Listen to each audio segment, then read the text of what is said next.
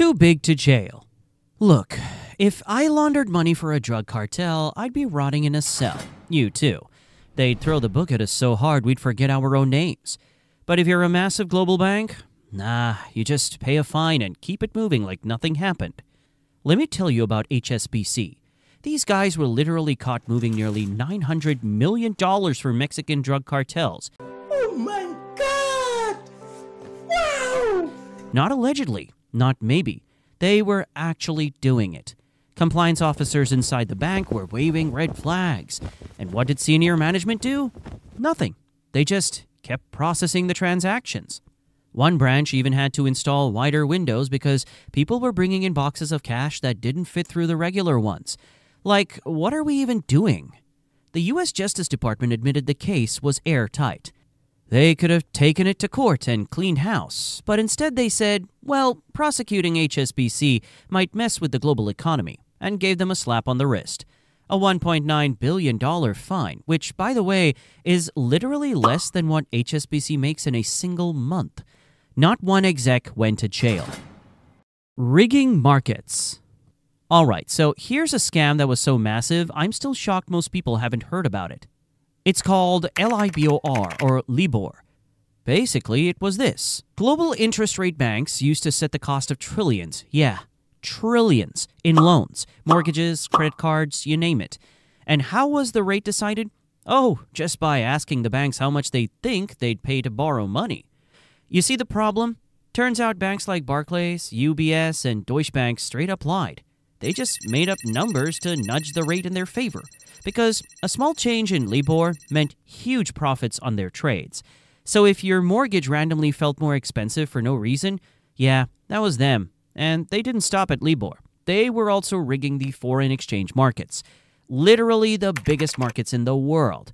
We're talking $5 trillion traded every day. These guys had chat rooms called things like the Cartel and the Bandits Club. I'm not joking. That was literally what they called themselves. They were coordinating to rig currency prices. So if your country's pension fund or central bank made a currency trade, these dudes were already ahead of it, screwing them over for a quick buck. Toxic products. The 2008 crash didn't just happen. It wasn't some surprise storm no one saw coming. Nah, the banks built the storm, piece by piece. Here's what they did. They took a bunch of garbage home loans, like mortgages handed out to people with no income, no jobs, and no assets, and bundled them together into something called a CDO, a collateralized debt obligation. Damn! Sounds fancy, right? Yeah, that was the point.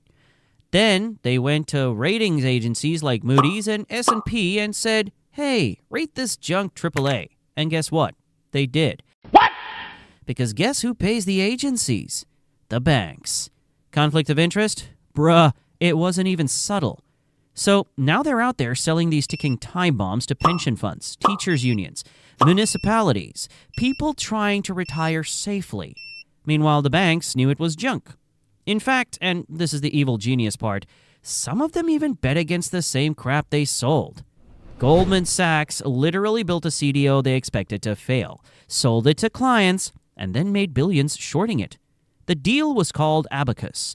It's like selling your friend a car you sabotaged, then taking out an insurance policy on the crash. And when the whole thing exploded, Lehman went under. AIG had to be bailed out with $180 billion, and millions of people lost their homes, jobs, savings. But the bankers, they kept their damn bonuses. No! God, please, no! No! No! Conflict of interest. Let me paint you a picture. You're a CEO thinking about a big merger. So you go to an investment bank for advice. You pay them fat fees to give you guidance. But what you don't know is that behind the scenes, that same bank is betting against your company because they think the merger's gonna flop. Yeah, that actually happens. Take Morgan Stanley. They advised SunEdison, a solar company, on a huge acquisition. Meanwhile, their own analysts were out there quietly telling investors, this deal is dog shit. So, which side were they on? I don't know. That's the thing with investment banks. They're not just advising, they're also trading, underwriting, flipping IPOs and hyping stocks. They're everywhere. Nice. sometimes helping you, sometimes betting against you, and sometimes both at once. Front running. This one's dirty. Let's say you're a big pension fund and you want to buy, I don't know, $1 billion worth of stock. You go to your trusted bank to help execute the trade. Seems fair. But what you don't see is this. Before your order even hits the market, the bank sees it and goes, "Yo, let's jump in first." That's called front running. They buy before you, ride the wave your huge order creates, then sell after the price spikes, locking in profit off your trade. You just got played. It happens. A lot. Goldman Sachs, Merrill Lynch, Credit Suisse, all being in hot water for this kind of shit.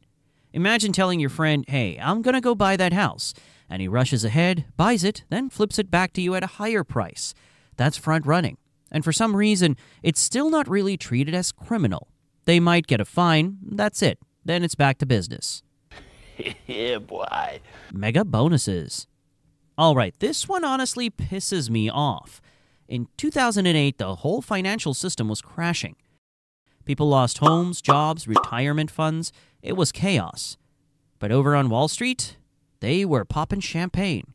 Goldman Sachs paid over $16 billion in bonuses that year. Wow! Yeah, in the same year that the U.S. had to bail out the financial system just to stop it from completely collapsing. Lehman Brothers, which went bankrupt, by the way, still handed out over $700 million in bonuses right before they imploded. The excuse? We need to pay top talent. Bro, top talent at what? Blowing up the economy? I wonder. And the worst part is these bonuses weren't even tied to long-term success. They were for short-term wins, for taking reckless bets with other people's money. And when those bets failed, the taxpayers were left holding the bag, while these guys cashed out and hit the Hamptons. Shadow bailouts. Now, most people think the bailouts in 2008 were just that one-time $700 billion emergency fund, right? Wrong. That was just the part we heard about. The real magic happened in the shadows, through the Federal Reserve. The Fed gave out trillions in near-zero interest loans to the same banks that blew everything up. What? No public vote, no transparency. Just, here's unlimited money, don't crash again. They also started buying up toxic mortgage securities, the same ones the banks wanted off their books. This is called quantitative easing.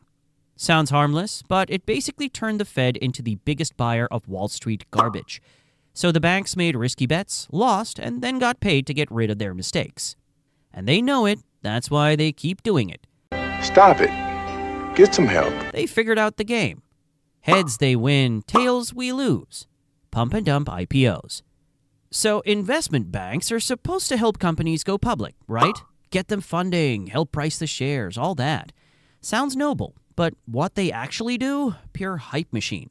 They underprice the stock to manufacture crazy demand. They get media outlets to talk about how hot the IPO is. Retail investors start drooling. Then the bankers and early investors sell into the frenzy. Facebook's IPO? A fucking mess. Morgan Stanley was leaking negative info to select clients while telling the public everything was golden. Retail investors got torched. And WeWork? Don't even get me started. This company was never profitable. It was basically a real estate hustle pretending to be tech. Still, investment bankers pushed it forward a $47 billion valuation. Why? Because the higher the IPO price, the more they make in fees. So they keep blowing smoke, cashing out, and letting everyone else clean up the ashes. No! God, please, no! No! Lobbying armies. Ever wonder why none of this stuff is legal? Why the rules never change? No. It's because Wall Street owns the rulebook. These banks drop over $100 million a year lobbying politicians, regulators, and anyone else who could get in their way. After the 2008 crash, there was a tiny bit of reform. Dodd-Frank. It was supposed to be a crackdown, but guess what? The banks went to work. They watered it down piece by piece. They lobbied for exemptions, delays, loopholes, and by 2018, most of the real teeth was gone. And the people writing these laws, they're often ex-bankers. The people enforcing the laws, also ex-bankers. And when they're done regulating, they go work for the banks again. That's not lobbying. That's capture. The banks don't just play the game, they own the refs. Debt addiction. And finally, the thing banks love most. Debt. Not your savings, not your income, just debt. That's their drug. Because every loan is a fee, every bond issued is a commission, every leveraged buyout is a fat payday. So what do? I don't know. Push debt on companies like a dealer pushing product. You want to expand? Cool, here's $500 million. We'll take a slice off the top. And when it blows up, oh well, they already got paid. Nice. Look at Toys R Us. It got loaded with so much debt by private equity firms, backed by bank loans, that it couldn't even afford to operate. Collapsed. Thousands lost their jobs. But the bankers already cashed out. On to the next one. Did you enjoy this breakdown?